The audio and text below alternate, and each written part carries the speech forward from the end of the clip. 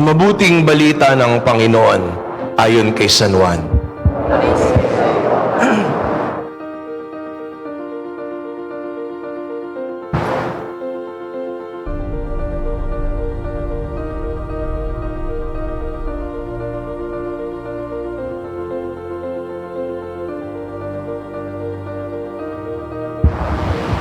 Nang panahong iyon, winika ni Jesus sa kanyang mga alagad, "Kung iniibig niyo ako, tutuparin niyo ang aking mga utos.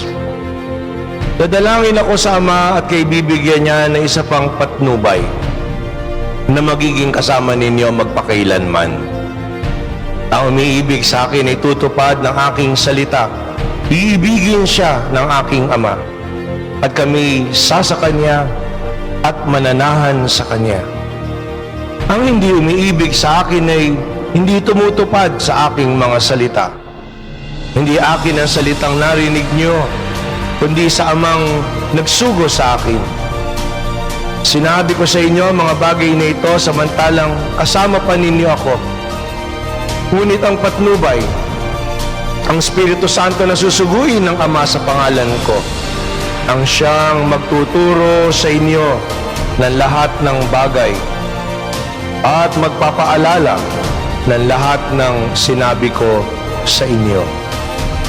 Ang mabuting balita ng Panginoon.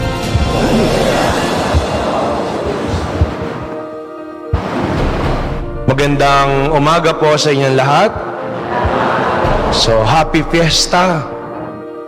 Ayan ang pista po natin na pista ng hindi lamang natin kung tutuusin, kundi pista ng buong simbahan.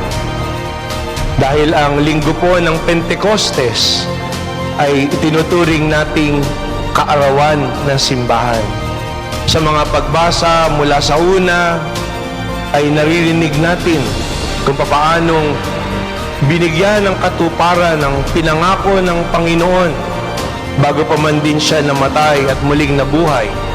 Nasusuguin niya ang Espiritu Santo upang siya nating maging patnubay.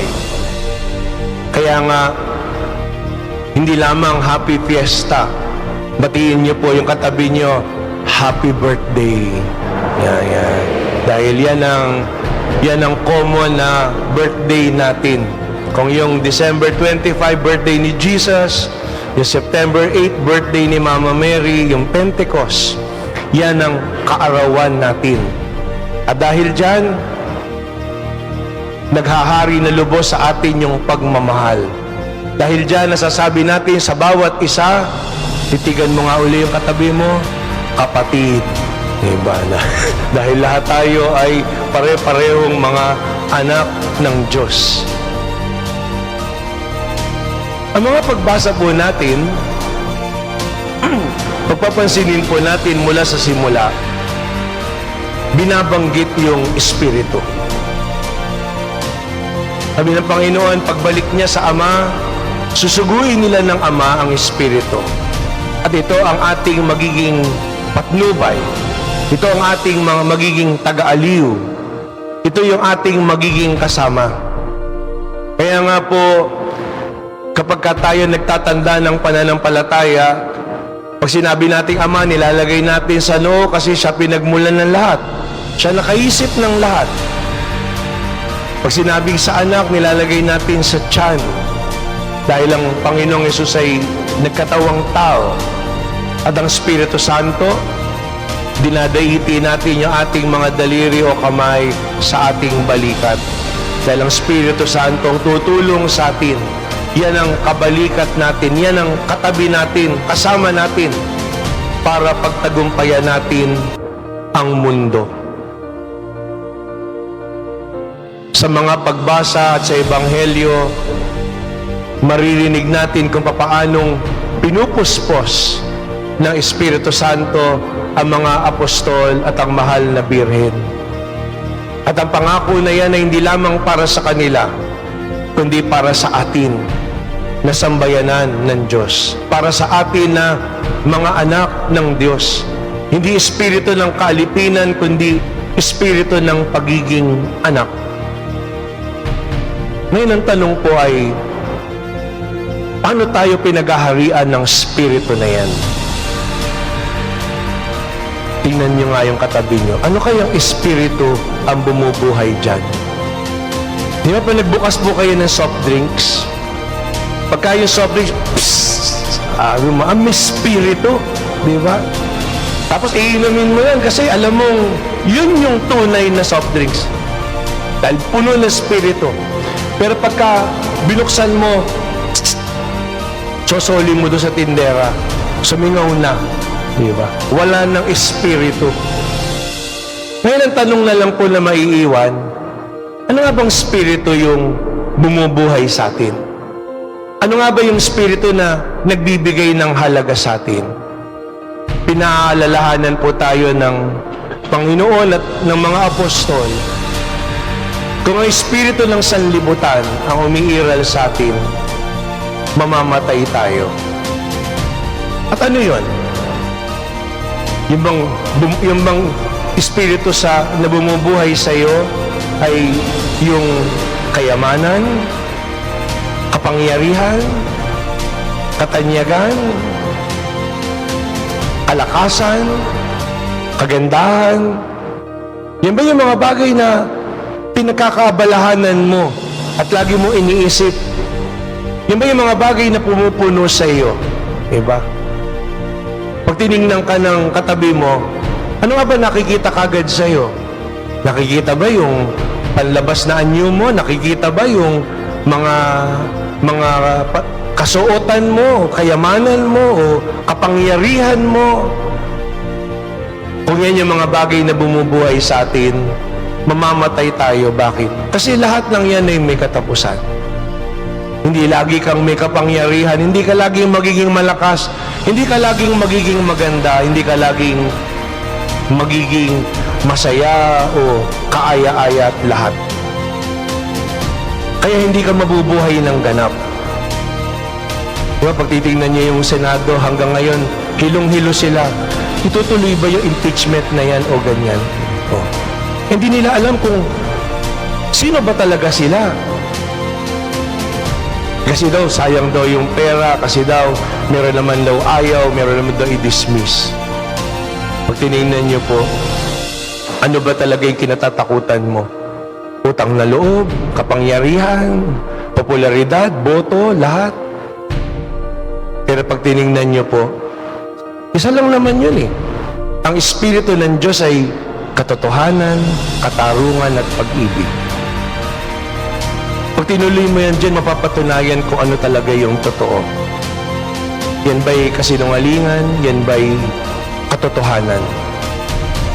At hindi sayang na pera yon. Bakit?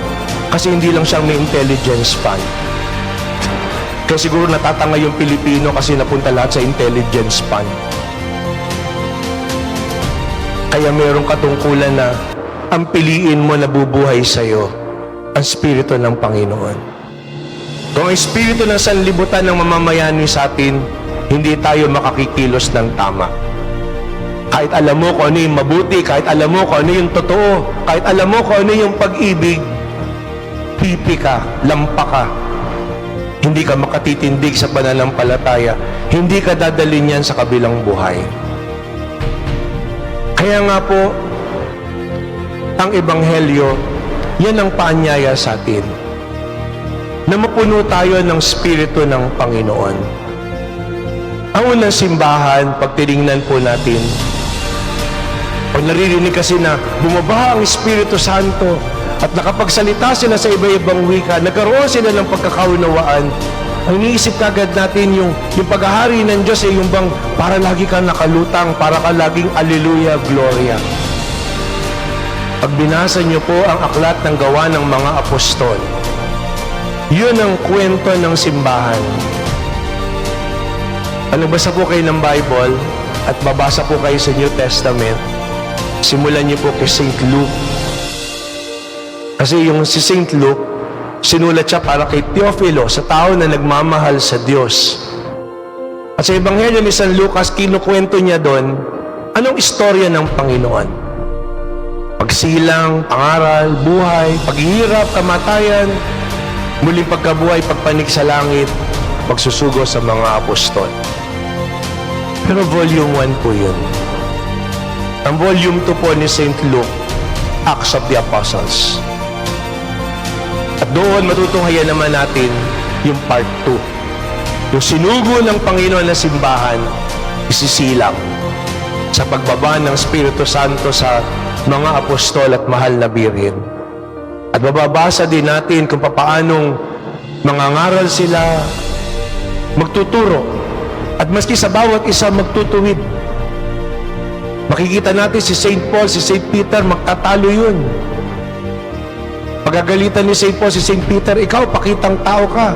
Dumating lang yung mga taga-Jerusalem na mga Hudyo na naging Kristiyano, hindi ka na nakisalamuha sa amin ng mga Hintil na naging Kristiyano. Doon makita nyo, tinatalakay nila, ano yung mga ordinaryong bahagi ng buhay at paano tayo hinahamon, paano tayo makatarungan, paano tayo makatotohanan, paano tayo mapagmahal. Dahil yun ang biyaya ng Espiritu Santo. Kaya nga po, sa pangangaral ni St. Paul, hindi ko po makalimutan yung professor namin noong araw, si Monsignor Jerry Tapiador, na nabubuhay pa po siya. Mahusay po siya sa scriptures. Mahilig po siyang maglaro ng mga language. Kaya kapag dadating na yung subject niya, sasabihin, ano yung course nyo? St. Paul. Paul po yung title ng course. Ano yung subject nyo? Pauline Dramatics. Kasi nga, pag nagsalita siya, talagang madrama. Kaya sabi niya, letter ni St. Paul sa mga Galatians. Hindi ko makalimutan kasi sabi niya, bakit ganon? Kasi si St. Paul, galit sa mga Galatians. Pag binasa niyo po yung sulat ni San Pablo sa mga taga-Galacia, makikita niyo si St. Paul, laging mainit ang ulo. Laging pinagagalitan yung mga taga-Galacia. Kayo, wala kayong ginawa kundi mag-inggitan, magbangayan, mag-awayan, magpunahan. Pag ganyan ang gagawin nyo, malilipol kayong lahat. Yung nasasabihin ni St. Paul sa kanila. Pagagalitan sila. May mga pagkakataon, may iba sa inyo dyan, dumarating lang kapag ka-oras na ng kainan. Kasi di ba pag linggo, nagbabahagi na ng kainan. Yung mga hindi sumasama sa dasal at dumadating lang sa pagkain, yung mga tamad, hindi dapat pakainin. O imagine mo dire-diretso yun. Iba kasi kung dumadating pagpabasa, pag oras na ng tanghali o merienda o hapunan. Pero doon sinasabi po sa atin na yung pagmamahal, hindi pwedeng kung ano lang. Pag binasa niyo yung mga sulat at gawa ng apostol, makita niyo, ito yung mga day-to-day challenges and tasks. At paano sila inaanyayan, paano yung Espiritu ng Panginoon dito mamamayani sa atin. Pero alam niyo po, yun din yung hamon sa atin. Sa aklat din ng mga Galatians, sasabihin ni St. Paul yung napakagandang turo tungkol sa Espiritu Santo. Pero kung paghaharian kayo ng Espiritu, yung second reading natin, ang gandang balikan po yan sa ulit sa mga taga-Roma. Sabi dun, hindi Espiritu ng pagkaalipin na kaya mo ginagawa kasi beholden ka, natatakot ka, may inaasahan ka, hindi. Espiritu ng pagiging anak. Kung paano nga magulang na mabuti nagmamahal sa anak at di niya tinitingnan kung yung bang anak ay ganito o ganyan, ganun din ang anak. Ang pagiging anak ay kinikilala mo kung saan ka nagmula at tayong lahat mga anak ng Diyos. Kaya walang dahilan para tayo maging masamang anak. Pero kung pinaghaharian tayo ng sanlibutan, hindi tayo magdudulot ng kabutihan, papatayin natin ating sarili. Kaya nga sabi ng Panginoon, bagamat nasa sanlibutan kayo, hindi na kayo sa sanlibutan. Tinubos ko na kayo. You no longer belong to this world, even if you are in this world. Kaya po, ano yung tanda na nasa atin na Espiritu ng Panginoon? Araw-araw, napakahalaga po na anyayahan natin ng Espiritu Santo sa ating buhay. Yung awit panalangin ng Come Holy Spirit, yan ay napakagandang daladasal awit na pwede nating kantahin o dasalin pagising natin sa umaga. Come Holy Spirit, I need you. Come Holy Spirit, I pray. Come with your strength and your power. Come in your most gentle way. Na kung meron akong pinahahalagahan, kung meron akong inaasahan, kung meron akong pagmumula ng lakas, ikaw yun, O Panginoong Diyos, ay yung Espiritu na hinihinga ko na bumubuhay sa akin, na manunuot sa buong katawang ko. Come like a spring in the desert. Katulad na isang bati sa gitna ng ilang o ng disyerto na tigang na lupa, titighaw sa anumang katuyuan o pagkauhaw. Come to the weary of souls. Sa amin na natatakot, nangangamba, nag-aalala, nalulungkot, nangungulila, nangangamba.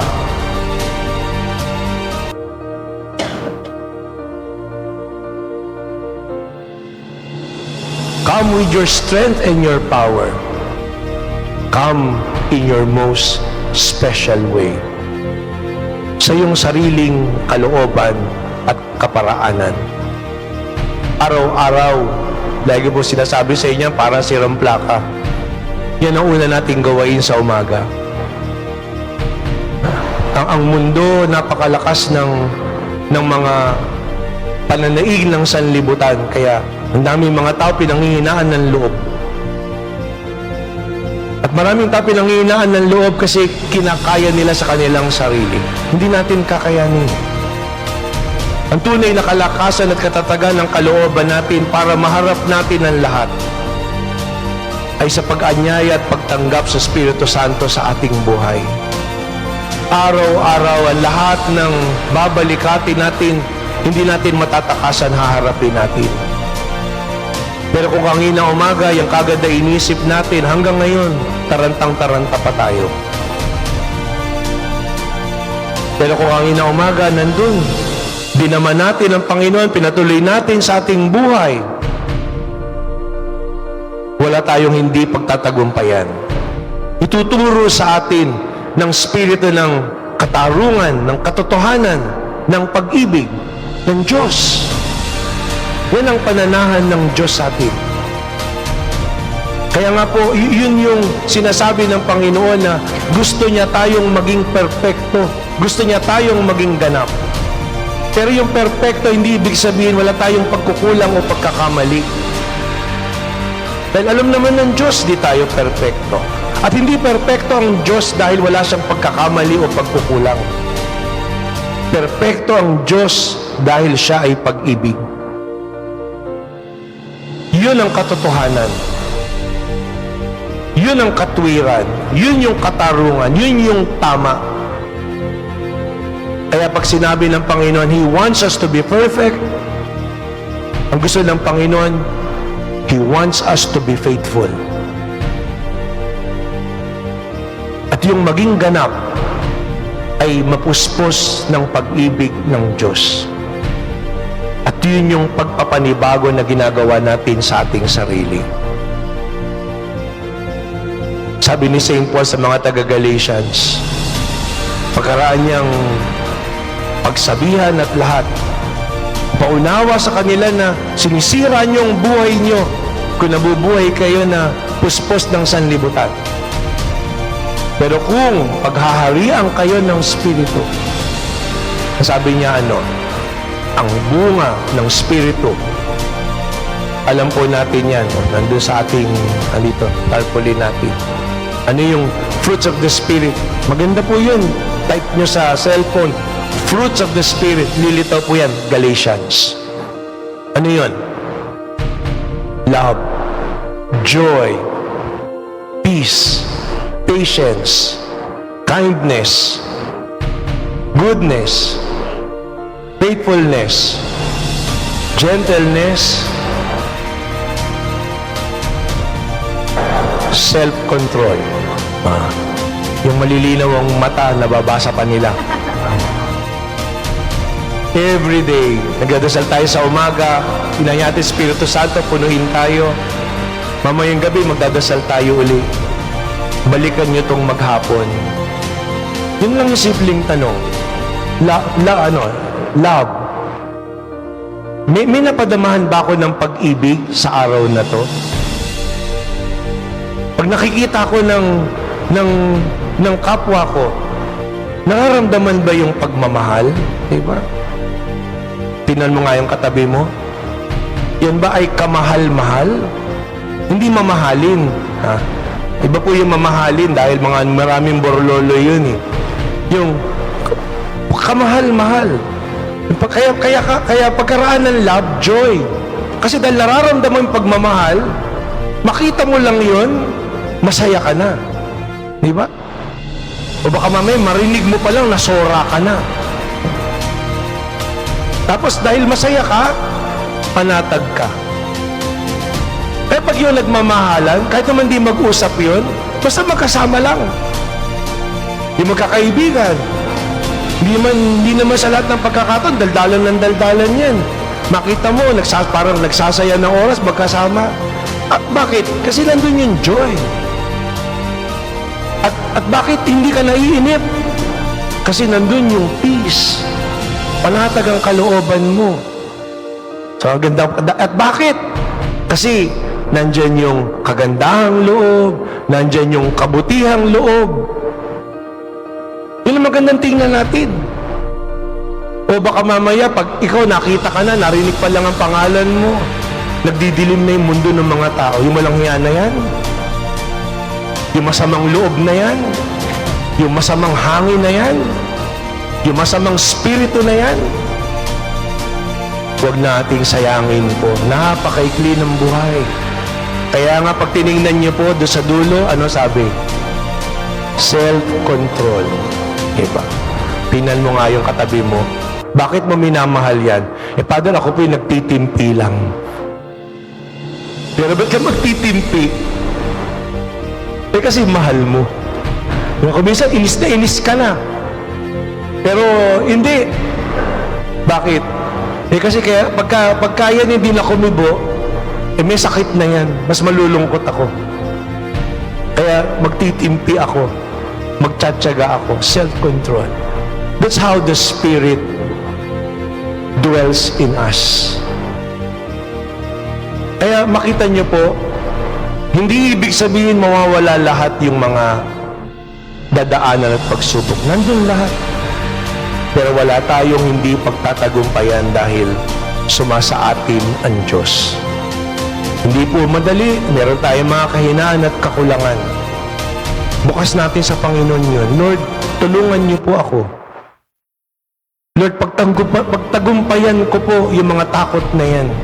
At hayaan yung Espiritu niyo yung pumuno, dumalisay. Sabi nga nung second reading ni St. Paul, sabi niya, hayaan yung Espiritu ng Diyos ang pumatay. Ang magbigay ng katapusan sa mga Espiritu na yan ng sanlibutan. Pero pag pinatay ng Espiritu, hindi ibig sabihin winasak, kundi pinanibago, binigyan ng panibagong sigla, binigyan ng higit na buhay.